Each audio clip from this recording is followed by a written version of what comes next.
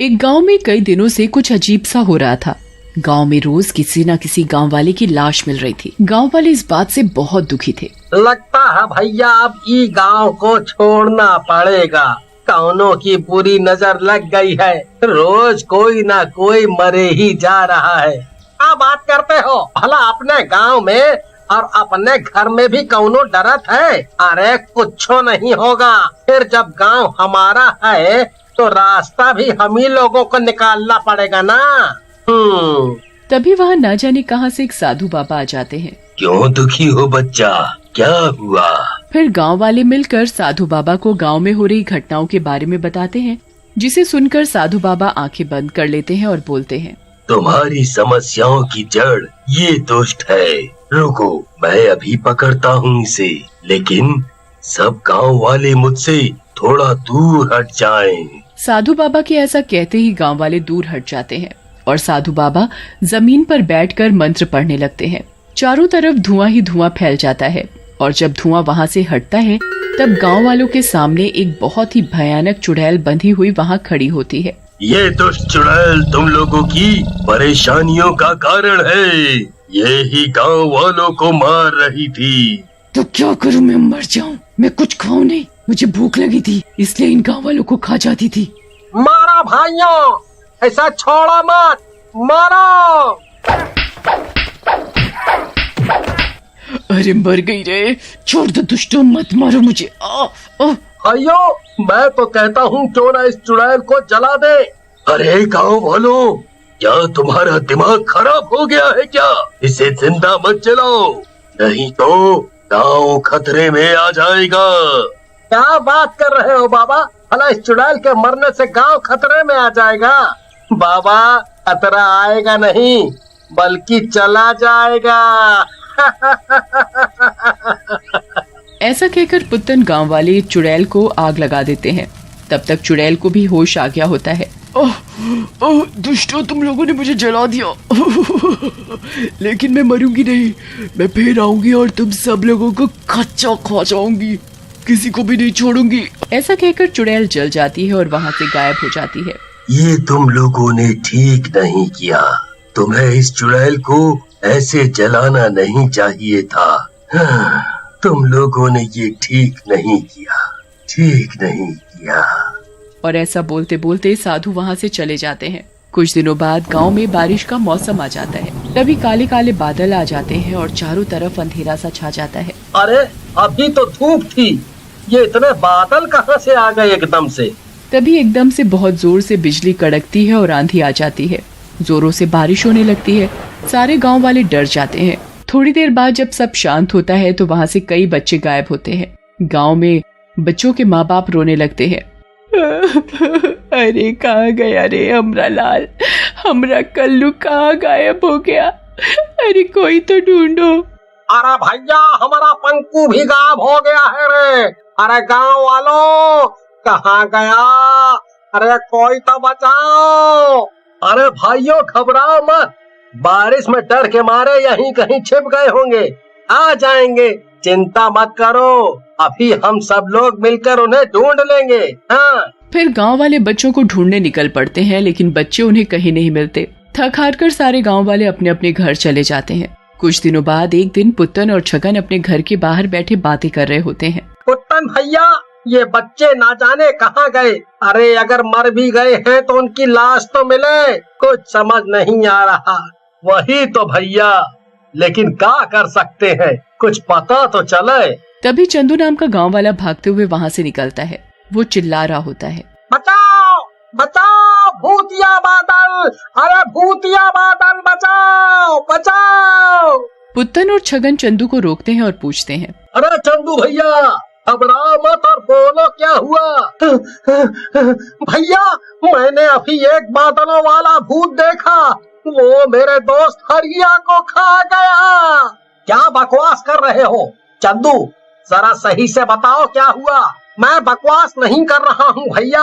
आज मैं और हरिया खेत में काम कर रहे थे, तभी हमारे चारों तरफ काले बादल ने गहरा घना घेरा बना लिया और जोर जोर से बारिश होने लगी। इससे पहले हम कुछ समझ पाते, उन बादलों में एक शैतान का डरावना चेहरा बनने लगा। भैया मैं तो किसी तरह बच गया, लेकिन वो हरिया को निगल गया। लगता है तुमने भांग खा ली है। चंदू जाओ जाओ जाओ, सो जाओ। मेरी बात का विश्वास करो भैया, मैं सही कह रहा हूँ। लेकिन छगन और पुत्तन उसकी बात को अनसुना कर देते हैं। एक दिन छगन अपनी पत्नी रूपा के साथ खेतों में काम कर रहा होता है। ओह, आज तो बहुत गर्मी है, ऐसा लगता है सूर्य देवता आज ही सारी गर्मी यहीं उड़ेल देंगे।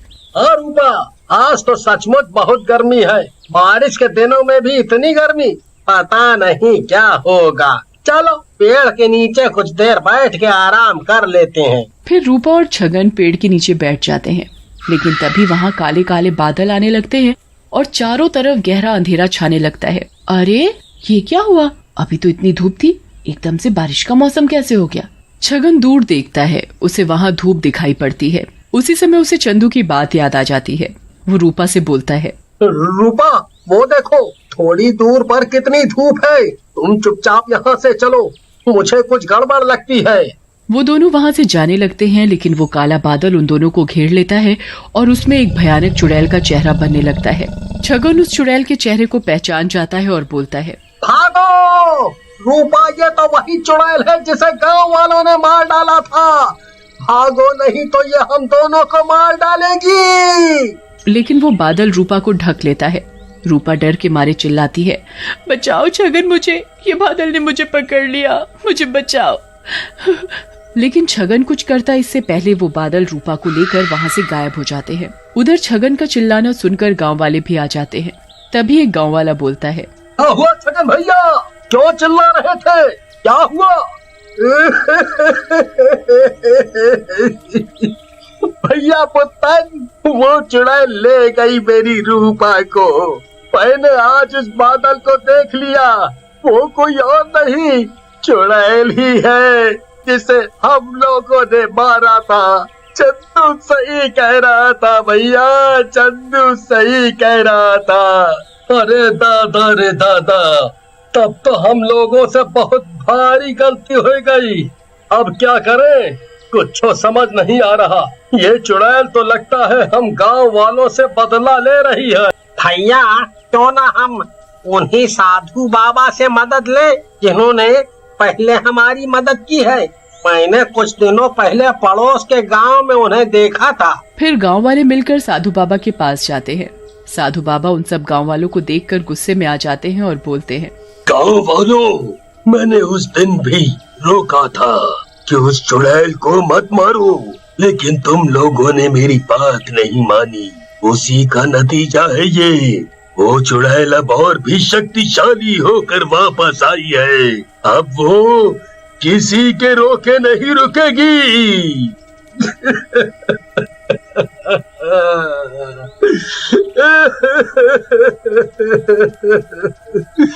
बाबा, हम लोगों से गलती हो गई, लेकिन अब क्या करें हम? हमारी इस गलती से तो बच्चे और औरतें भी मरे जा रहे हैं। बचा लो बाबा, किसी तरह से हमें बचा लो। गांव वालों का रोना देखकर बाबा कुछ सोच में पड़ जाते हैं और बोलते हैं, तुम सब लोग जाओ, हम कुछ करेंगे। फिर गांव वाले वहां से चले जाते हैं। उसी रात गांव में फिर से भयानक तूफान आता है। चारों तरफ जोर जोर से हवाएं चलने लगती हैं और बहुत जोर से बारिश होती है और बादलों में से चुड़ैल का चेहरा बाहर आता है और बोलता है, गांव वालों, ये तुम्हारी जिंदगी की आखिरी बारिश है। अब तुम लोग इसके बाद कोई बारिश नहीं देख पाओगे। गांव वाले डर के मारे गांव की चौपाल में इकट्ठा हो जाते हैं और भगवान का नाम लेने लगते हैं। तभी वहां पर एक जोर से रोशनी होती है, जिसे देखकर चुड़ैल डर जाती है। तू फिर आ गया, चला जा यहाँ से, मुझे मत मार, जा चला जा। उस रोशनी में से साधु बाबा की आत्मा प्रकट होती है और बोलती है, अब तू नहीं बचेगी चुड़ैल, तू जाएगी इस दुनिया से। ऐसा कहकर साधु बाबा सूरज की तरह चमकने लगते हैं, जिसकी वजह से सारे काले बादल गायब होने लगते हैं। मैं मर रही हूँ, दुष्ट छोड़ दे मुझे, जाने दे। थोड़ी देर में सारे बादल छट जाते हैं और साधु बाबा भी वहाँ से गायब हो जाते हैं।